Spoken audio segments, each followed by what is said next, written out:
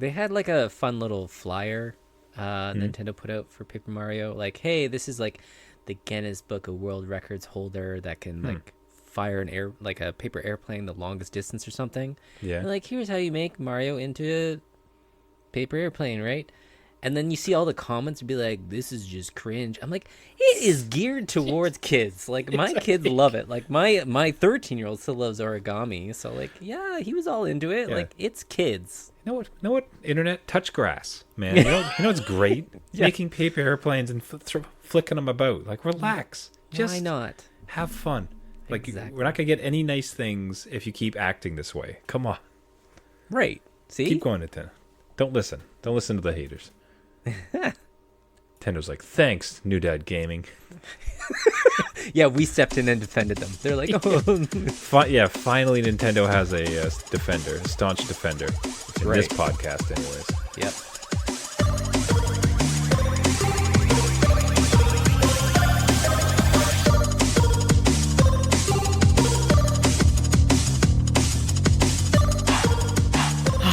Adult beverages are poured. The kids are asleep. Welcome to New Dad Gaming.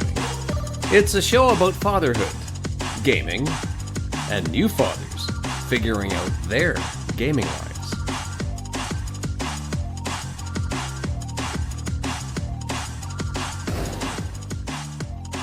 My name is Trevor, and I have an 8-year-old and a 6-year-old.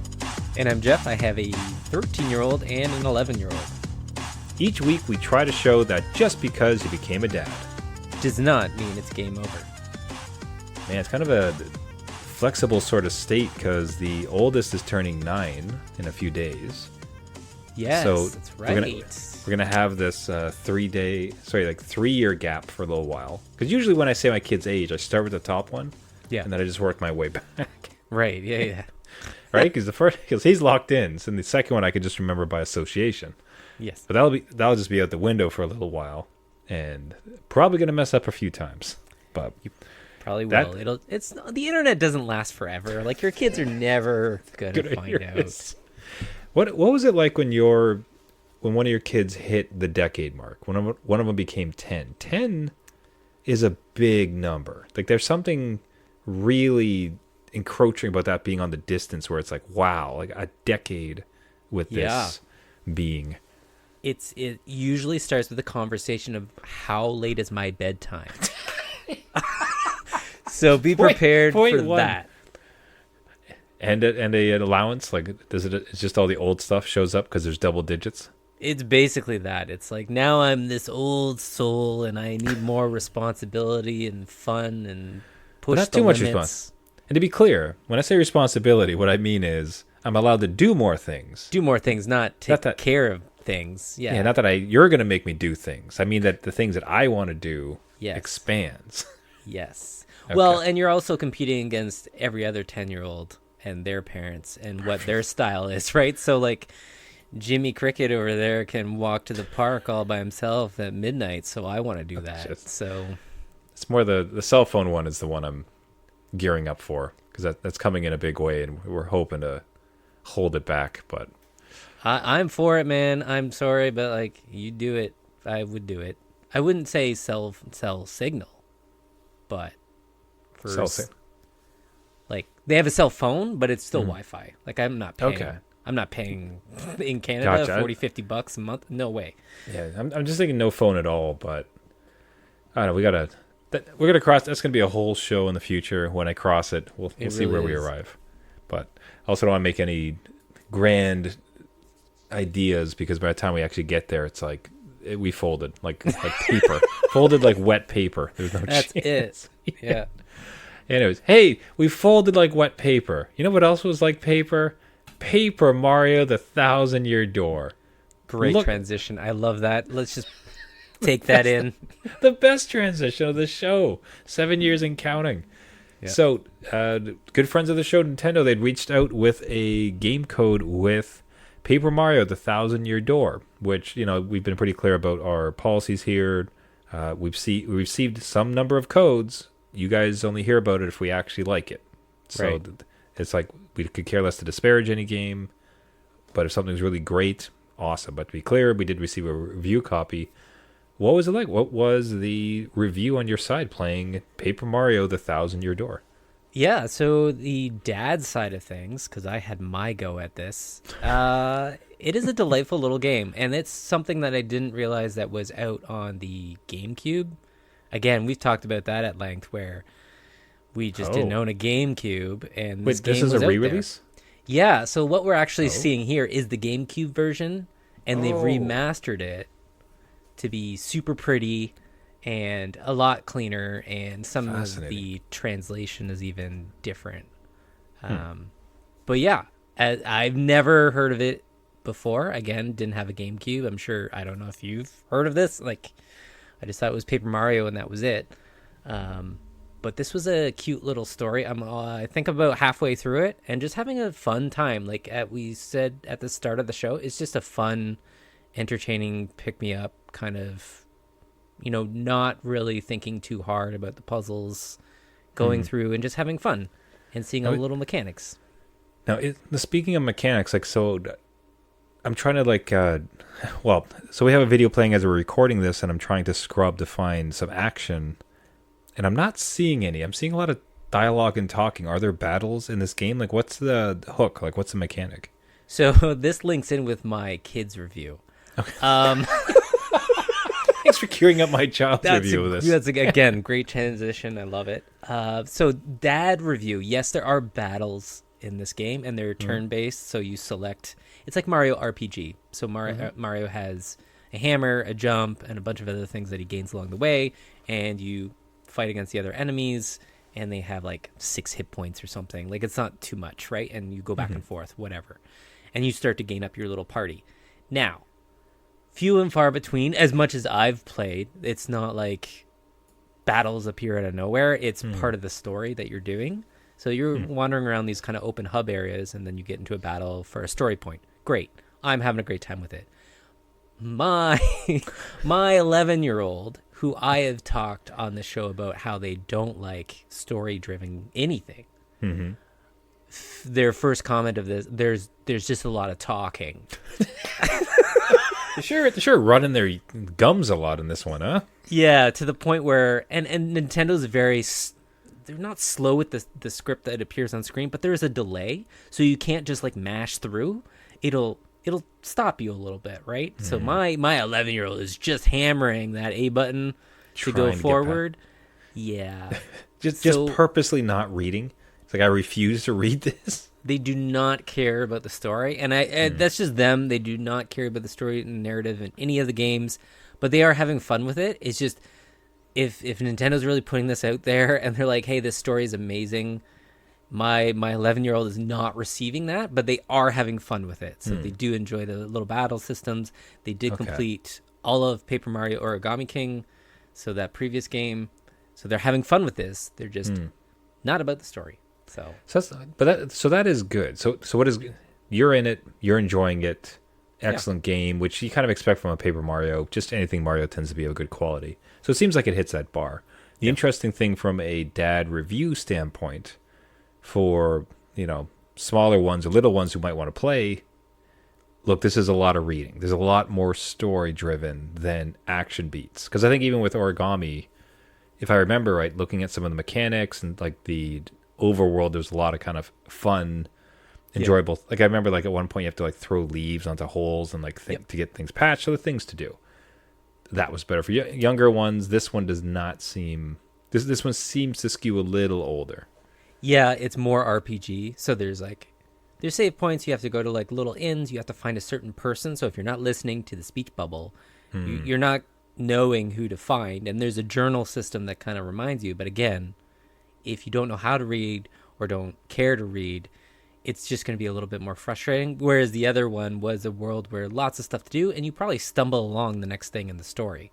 This thing is a little more like, no, we need you to go to point A to point B, and then continue on. So as far as I know, again, it hasn't really opened up for me. But yeah, so my 11-year-old is trucking along, but I don't know how they're doing it. They're just guessing where they're going next. So, man, this style is... It's just remarkable. Like, it just, again, one of those things where Nintendo's just willing to be a little buck wild with their IPs. and just how the fidelity and the visuals of this are so beautiful. Like, this is so cool looking. They are very clean. There's reflections off everything. I will say it eats your Switch battery. Okay. So it will not provide you more than maybe 90 minutes from my testing before you need to charge that sucker. And maybe that my Switch is, years and years old and the battery's kind of wearing through. But this thing will make your Switch a little hot and run that fan, because Nintendo really did up the graphics on a lot of these things where there's reflections on everything, and everything seems super crisp. So right. Hey, gets it done. So a good review. So Paper Mario Thousand Year Door, remake of a GameCube classic, the console favored by at least 2 to 3 people.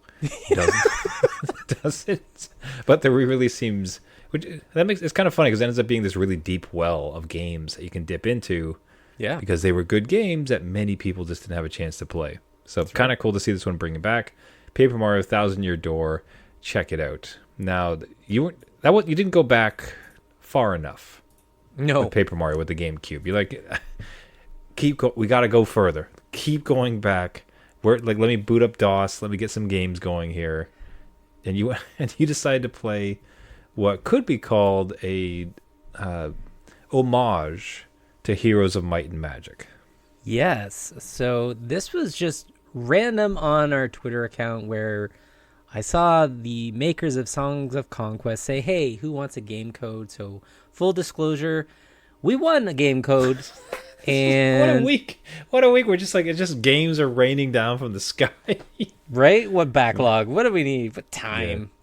Yeah. So this is all the way back for anybody that played Heroes of Might and Magic 1, 2, 3 on their old PC back in the 90s.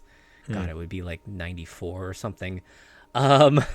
This is definitely a throwback to that time. So the overworld, the 2D sprites, it is like semi 2.5D too, like you can zoom in and stuff. But it's very much that vibe. An overworld, cities that you have to kind of crash and run through. You build up an army, you go point to point, and there's multiplayer and all sorts of like co-op elements. There's a map editor. All this stuff is great. Again, I don't know what your experience was with Heroes of Might and Magic, but I played that game to death with my brother. We would go against the PC like every snow day, every rainy day, like anything that we could get our kind of like a couple hours to go into that game.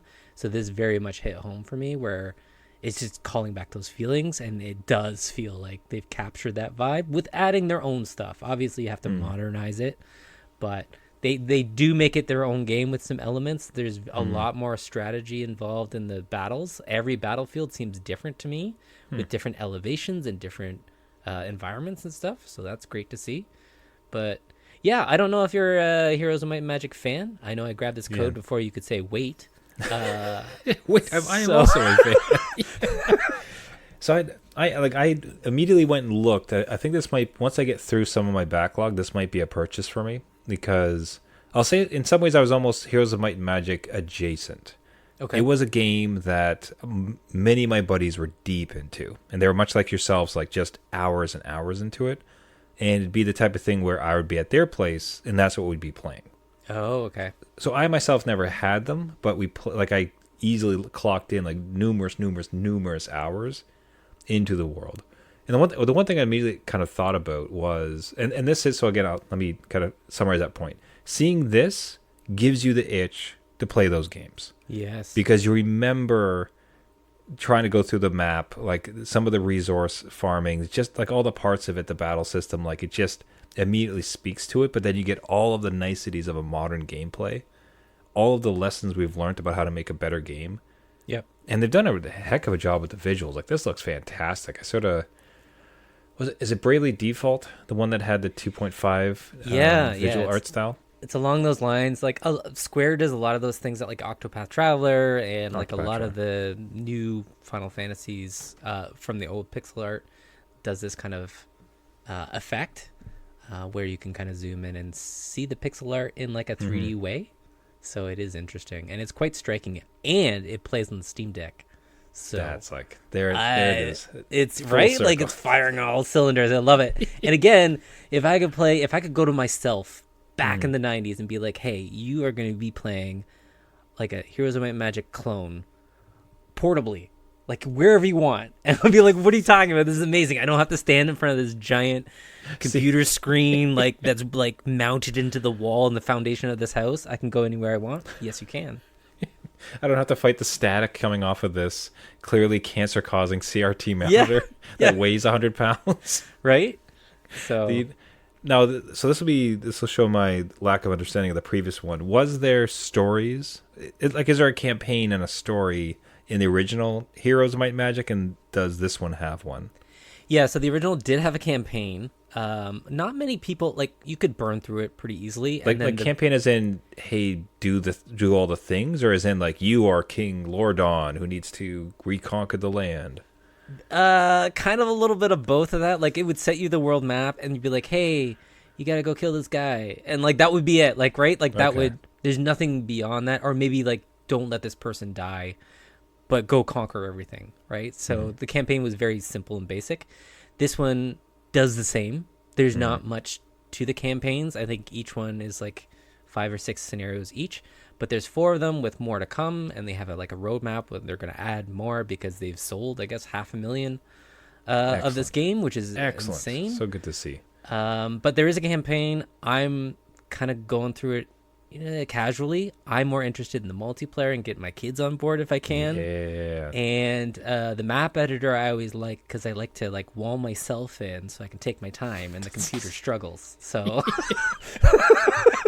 that's what I'm looking forward to. The next question was the kids. So again, it's fairly deep. Like if you look at all the words on screen as we're seeing, like there's lots to read, lots of strategy to understand. It's not, I don't want to say, it's not that it's not accessible, but it's a strategic game. Like it's an intelligent game. You're gonna have to really put together your party and fight smartly. Yeah. Is this your kids' jam? Either one? Like, do you think they would get into this? Like, where do you think they will fall, or have you even broached that subject yet? I haven't brought it up yet. I will say that my kids understand the RNG numbers and the math behind everything and how to min max every single thing that they're in. But I don't know if they would continue on with a game that's not immediate action all the time, because there's a lot of exploration. You got to get the resources and then fight little battles along the way. But some of those turns, again, turn based, is you're watching someone go through and then end their turn. They may not be fighting any battles that turn, right? And you may be gaining resources and doing all that stuff. I don't know if they'll survive that, because we've played mostly real-time strategy games where, again, it's more fluid. Everything's happening all at once. I don't know. I'm going to give it a shot, because if I can instill that in them, and especially my 11-year-old, where I remember I was around that age and just dove into HOMM2, and that was my jam for years and years and years, I would love it. It would be a new dad gaming win. Oh, that'd be so fantastic, especially this title. Because it could become. It's look, I'd love to go out antiquing, but the kids all want to get together and play this game. It's it's about family time and bonding. Might as well. We might as well get another Steam Deck while we're at it. I'm just saying. What? It's got to be OLED. You got to see these beautiful pixels up close. Yes, Hey, absolutely. so new dads out there, if you have an itch for some Heroes of Might and Magic, if you hear me say that and immediately start to get the flood of the music and the pixels in the game and everything else, check out Songs of Conquest. Looks like an absolutely fantastic phenomenal game, and awesome to see, again, one of these type of success stories from people coming up with interesting, cool IPs. So kudos all around. That's awesome. Speaking of IPs and new IPs, Boom. Check out what my... keep your eyes open for my kid's future PowerPoint gaming career as it comes about. And I was interested to talk to you because I know that your kids had delved into this a bit. Yes. But my oldest came home and he's like, here, check this out. And a friend at school had crafted an entire game just with PowerPoint. So they had discovered how to have a video looping seamlessly in the background. So as you're going through the various slides, it's just this scene of it almost looks like an endless runner. It's just like running through a tunnel. Okay, yeah. And then they're into these, he's currently into these figures called Arcados. Okay. which are little plastic widgets, and like you can put them onto a platform and swing their arms and attack each other. Okay, it's probably a TV show about it. That's for the purpose of selling these plastic toys. Something I haven't seen, but yes. That's Okay. what this is. Yep. Right? Anywho, so they would go to the internet, grab a photo of that Arcado, and then put it into the game. And this whole thing was live action, so it's supposed to be a little bit like WarioWare, Okay. slightly, where the scene of the running's in the background, and he's like, "Okay, everybody run." So me, my wife, and my other son are just sitting there like pretending they're running a spot. He's like, "Okay, every time this comes up, you have to punch to the left." And then everybody had like punch to the left. He's like, "All right, every time you the right or up and down. Okay, now you have to jump." And all these things were to come up, and he's sitting there kind of controlling it and just having a blast, like putting us through. And then he had like boss battles. Wow. Okay. He's like, "Okay, the boss jumps around, and you have to like push towards where he's coming, but if he doesn't attack, you have to dodge." And he was just like putting it all together, and it just of his own volition. It wasn't like, "Hey, let's sit down and build a game together," but he and a friend just ripped this thing together. I couldn't believe it. It was an absolute blast. That's amazing to hear that. Again, just the ingenuity of using PowerPoint. Because again, I use PowerPoint for boring slides. And back in the have day, to use PowerPoint. exactly. Like it's like, this is a tool I have to use, and like, you're being held hostage by it. But no, to go through and figure out a way and make a game out of it that's engaging and kind of comes off that WarioWare-esque choice and like follow along. And I'm wondering if there's any microtransactions because they're gonna charge you. They'd be like, no, sorry, Dad, that's $5. If you want to continue, it's $1. Sorry, but if you get the seasons pass, you can pay Yeah. $20, and every time you play, you don't have to worry about this. right? And you can't say anything because you're like, you're learning math, and you don't even know it.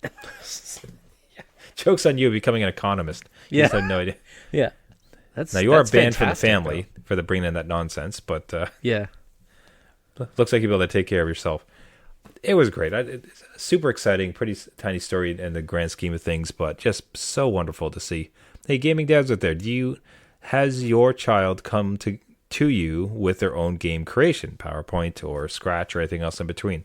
Give us a write in. Give it. We'd love to hear from you. newdadgaming.com or at newdadgaming on Twitter. So, continuing with, we kind of ended up with an accidental old theme with our. We did, right? Yeah, it's all kind of retro in this case. so for myself, what I've been trying to get into. So besides and listeners, like I've not forgotten that we had a poll. I was Okay, gonna say, where is that it's- standing? But It still exists. Okay. I understand it. Like I have to get through Horizon Zero Dawn. That's on the PlayStation, which my main mode of play at the moment is to have it in my office on Ethernet that I stream to my phone, because the PlayStation actually streams really nicely, especially with the gamepad I have. But I got to thinking, one man can't subsist on just Horizon Zero Dawn. no. What might be more fun to also stream?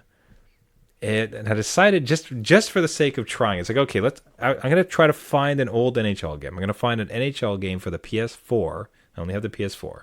Right. Right? I'm going to find a old NHL title for the PS4 that I can try to stream to my phone and see what that kind of hockey experience is like on it. And the one that I ended up with, I could not believe how hard it was, okay, to find one. You would think that GameStop is drowning in these stupid games. Like they'd give them away for coasters. Yeah. Right? Yes.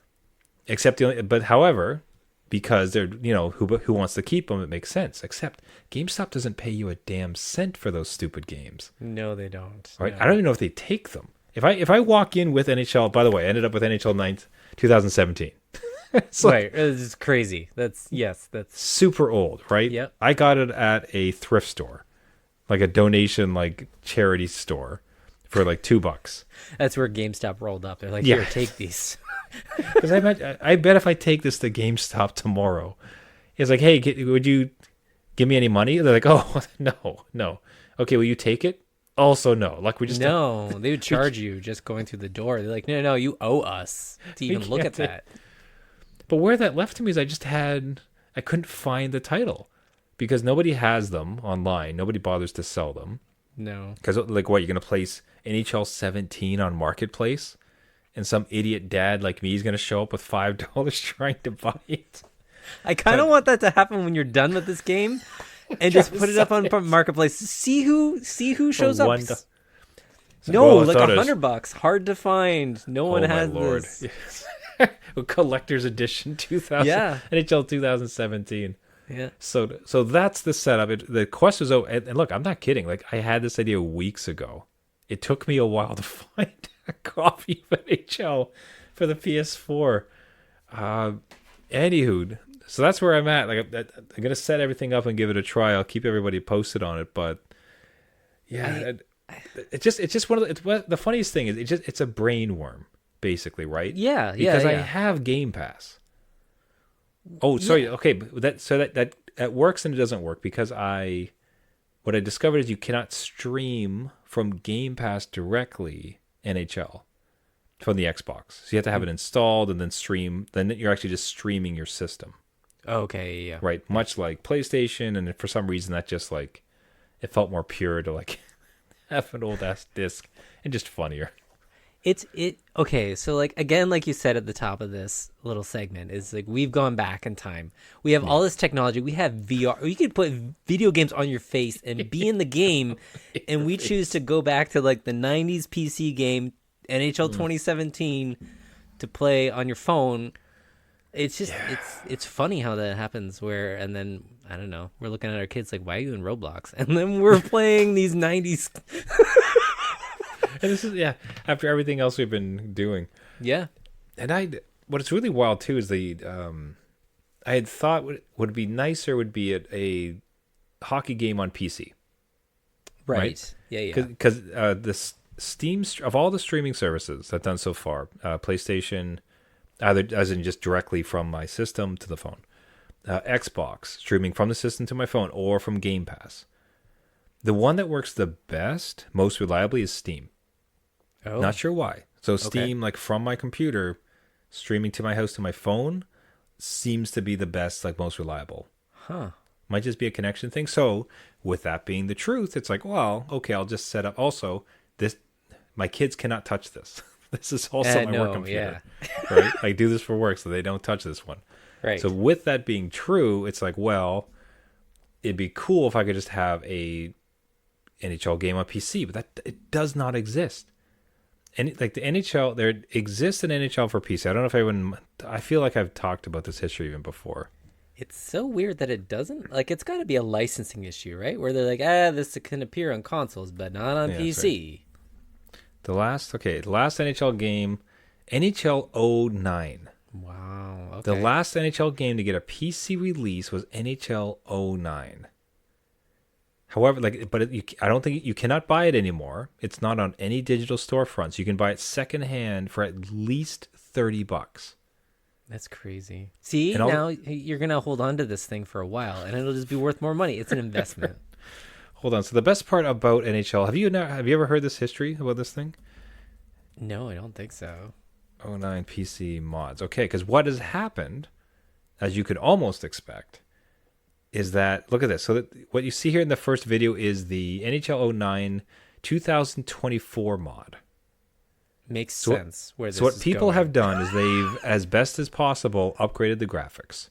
Yeah. They have modded in the latest teams, the latest jerseys.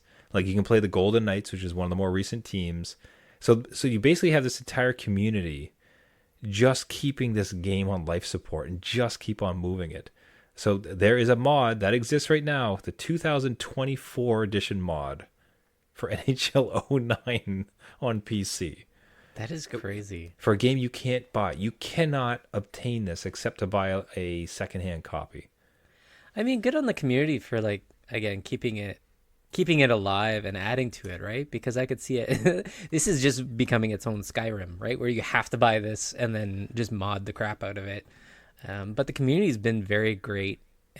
I am blown away by the amount of mods that come out for games and the people that spend time and even patch it in their own forums and take that feedback and correct things. But this is wild. How is hockey this small? Like, I know, again, Canada, a lot of hockey, but like worldwide, they would never let this happen to like FIFA or anything. Like they would. Do you know what I mean? Like Yeah, it's so dead that just to let an entire to not let people play this. It's pretty specific. So I'm pretty sure you can play NFL on PC. Although I'm going to back that up now. This is doing a lot of Googling in the background. NFL. it's PC. weird that it would be just one sport. Yeah, there's NFL 22. Yeah, It's on Okay. Steam, so you can just buy it. okay. Yeah, 24. So it's modern. You can just buy NFL Buy games. So whatever. it's something specific with NHL. It might just because it's so tiny. Still But- weird. that- So the only place I found it was on eBay, and true to its name, it's going for $40. NHL 09. You got to think about who's selling that, because this is gonna be you one day. This is gonna be like, I'm gonna put this up on eBay. Wow, that's wild though. Like we're up to Yeah. 60, $70 here, like just for an old game. Plus just- shipping. Plus shipping. Don't plus forget. shipping, and then you hope to God that it doesn't break or that EA finds out and disconnects you. scratched. or- Well, that still exists in like one of the kind of gray areas as far as much like you sell a used game back to GameStop. Yeah, Right. yeah. So that's probably a bit more legal than some of the other stuff we've that would be going around it. But oh, yeah, I don't know if that ever gets fixed, but it's fascinating. But my Well, version of it, sorry, We've mentioned it on this show, so it will get fixed. Like it'll just come to be now. Like you'll have the modern it's like hockey games on Steam, no problem. what I was kind of sad about was that there was no other. I thought something would come in to fill the void. Right. Okay. Yeah. Right, No. like I thought there'd be a new PC hockey game. You want Wayne Gretzky's 3D hockey on Anything. N64? But before with the show, you and I were taking a quick look, and the pickings are No. slim. Yeah. Like not as in that like it has to be NHL. I just mean it has to be competent, and most of them are sub PS1 era stuff. Like, and not in the cool, fun retro way. If anything, there's a little bit more retro stuff Yeah. in that like it's the easier thing to do is to replicate something like a 95 on Super Nintendo. Yeah. Right, like that. It seems more palpable and easy to do, but like there's kind of no modern solid like hockey game competitive that like an NHL like 17 for instance. No. But No, you'll have to go to like Rocket League and play their hockey. yeah, hockey That's all you version of can it. get. Yeah. That's where we're at, folks. We are nothing but retro this week. Paper Yeah. Mario, GameCube era, Songs of Conquest, old PC gaming, Heroes of Might and Magic homage, Yeah. games on PowerPoint. Really, this show has been themed. I love it. It's been wild, but we got through it because what we will say is we're going to wrap it up there for the week. Everybody, hey, thank you so much for listening. This has been New Dad Gaming.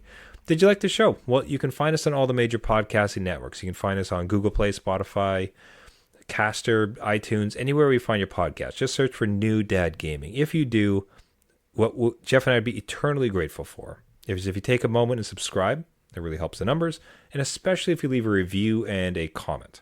Those do, we can almost see spikes when people do this type of thing because it really helps boost the signal. Like, hey, these two goofs are talking about NHL. We enjoyed the conversation. Every little bit helps. If you take a moment to do that, we'd be eternally grateful, and sharing out to friends, family, anything else as we try to get together as many gaming dads as possible. If you'd like to contribute to the show, if you have your own story, if you have a good deal on an NHL 09 PC key, Yeah. you can drop us a line or anything else dad related. Love to share stories of fellow gaming dads on the show. Find us at newdadgaming.com or at our socials at newdadgaming. Everybody, cannot thank you enough for listening. Until next week, my name is Trevor and I have a 8-year-old and a 6-year-old. And I'm Jeff. I have a 13-year-old and an 11-year-old. Just remember, just because you became a dad Does not mean it's game over. Unless it's NHL 09. unless it's a PC version of a hockey game and then just forget it. Then it's You're game out of over. That's it. All right. We'll see you next week. See you later.